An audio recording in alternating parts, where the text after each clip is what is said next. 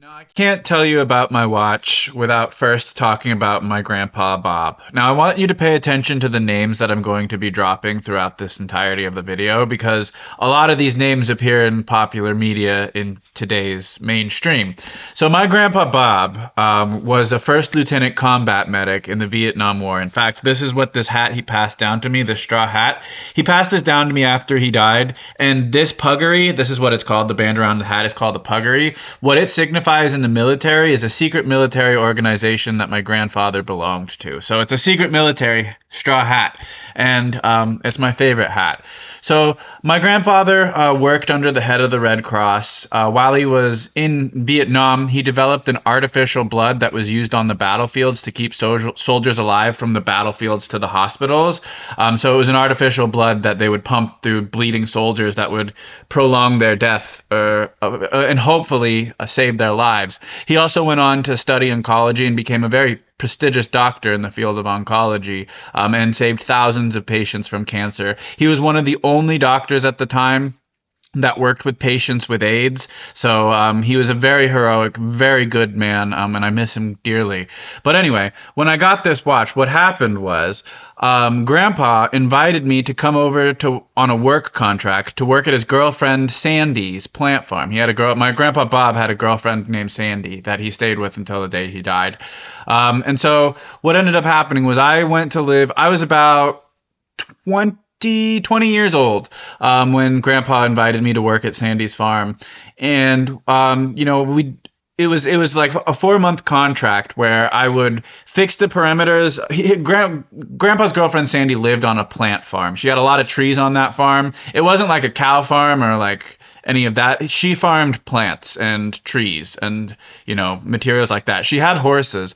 So they had a perimeter that was gated off, and I'd have to go on horseback and ride the horse and find cracks in the perimeter, mark them on the map, and then report back to my grandpa and say, okay, the fence is broken here, deers have broken through the fence here, and we'd have to go and we'd have to fix those parts of the fence. It would require digging like 6-foot holes in the ground and then placing these huge I forget what they're called, but these metal beams that were there to support the fence, and it was very labor intensive work. I also I replaced we did a deck project because Grandpa Bob's girlfriend Sandy had a deck that was kind of rotting away, and what we did was we replaced all the stripped nails that were in the boards of the deck, and we put fresh nails inside of them. Then we sanded the deck and we got all the splinted wood off of there and made it look all fresh. And then after we sanded the deck, we stained the deck with deck stain to keep it safe from the sun. And after we stained it, we painted the deck.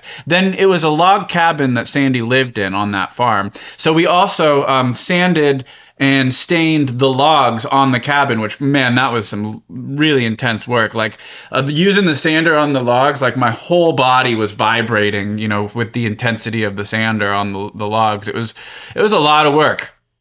So we also removed invasive plant species that were growing on the farms.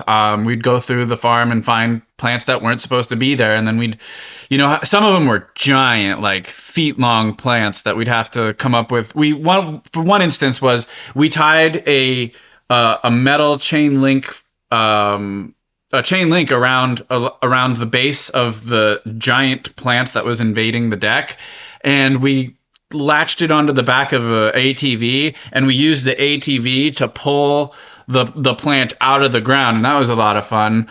I also would. She lived on acres of land, so I'd get on her riding lawnmower and I'd mow the lawn. Like this was like once a week. I'd have to mow the lawn for acres of land, and before I'd mow the lawn, I'd have to go around the tree farm picking up acorns off the ground and putting them in a big trash bag so that they would have fire kindling when winter came and they had to resort to making fires for warmth. We had to chop down diseased trees. We had to court trees that, were to be then chopped for more firewood. I spent a lot of time chopping firewood. That is one of my favorite hobbies to this day, is to get a fire axe or just an axe of any kind, a hatchet, and just go to work on some split trees. I love splitting logs. It's a lot of fun. It's one of my favorite things to do. I find it so cathartic and therapeutic. Another thing we did was we had to pour cement for the pathways we had to walk on from the house to the cars. We had to pour a lot of cement. And we had to paint we painted the deck. I had to gut the gutters. I had to there's a lot of tree stuff that would fall into the gutters of Sandy's log cabin, and I had to just pull all of that out of there and put it in a trash bag. So for 4 months, I was very busy, every day working my ass off. And then one day we go to my grandfather's cabin that's in it's in a town in Idaho that only has 13 people that live there. And one day we're planning to go to my cousin's wedding, and he comes out and he brings me this watch. Although it has been since refurbished, it was a lot more broken up when I first got it. He handed me this watch, and I had no idea what Omega was at the time. To me, it was just a fancy watch that he had. And he gave me this, and he was like, this was your great-grandfather Eugene's watch. He got it because it has a pearl face, and my great-grandmother is named Twyla Pearl. So there's Grandpa Eugene and Twyla Pearl, and Grandpa Bob and his girlfriend Sandy. Just a little hint there. And so it was a pearl-faced OMEGA Constellation, and I didn't know much about it. It had a crack at the top for the longest time. And I was very proud of it. I didn't know that my watch was famous, but my watch is famous, especially in the Omega Corporation. I then, after I got this watch, weeks after I moved to Eugene, where people started associating my watch with the public figure 007. And I had no idea why people were doing that, because at the time I didn't know that 007 wore an Omega watch. But I heard it all the time. Everywhere I went, people would make that connection. So then I moved it back home from Eugene, and in 2019, my watch broke completely. The dial fell off, and I had to replace the dial. So I gave it back to my grandpa. I was like, Grandpa, the watch is broken. I can't wear it. And so what he did was, when my great-grandfather, Eugene, bought this watch in 1956 at the Venezuelan OMEGA Boutique, they told him that this watch had a lifetime warranty on it, which is something Omega never does, which means this watch is a special, special, special watch. So my grandpa, first he called Omega. He was put through to their support service, and he told them about the watch, and they're like, hold on, this is a very serious watch. We need to get the CEO on the phone. So what ended up happening was, after an hour-long conversation with the Omega Watch's CEO, my grandfather got them to honor the lifetime warranty they put on this watch after, I believe it was 64 years since the watch's original purchase. And we sent this watch to Switzerland, where it spent about 6 months under construction. They fixed the face. There used to be a lot of dirt all over the face that kind of looked like gold, but really it was just oil. They fixed the face. They cleaned it off. They repainted the face. They put a new crystal on the watch, which is like a sapphire quartz, I believe. It's a sapphire quartz crystal.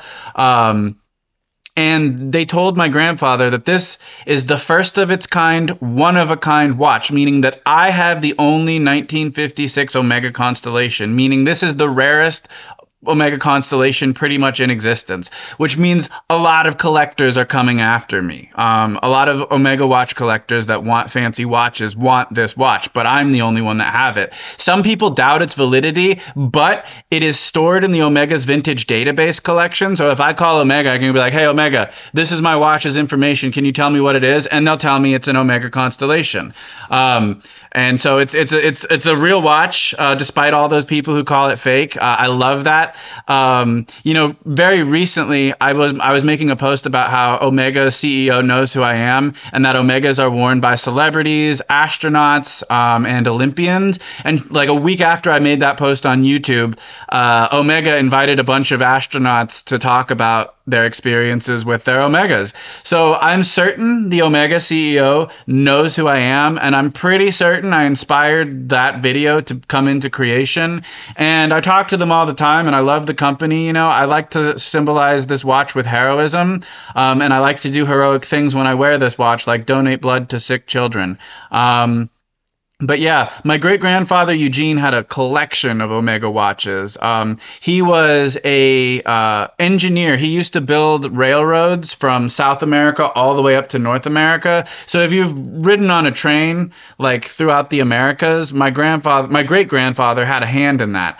They when he was, I believe it was his 50th year of working for the engineering company for trains. They gifted him an Omega DeVille with his name carved on the back of it, which is also a super rare watch. I mean, it's really only special to him because it has his name on it, and unless there's another John Eugene out there, it's really not going to matter that much if his name's on it. But this watch in particular, this is the watch that all the collectors want. All the fancy rich people hate seeing a man in poverty like me adorning one of the world's most rarest watches. And I'm really happy that this watch belongs to me.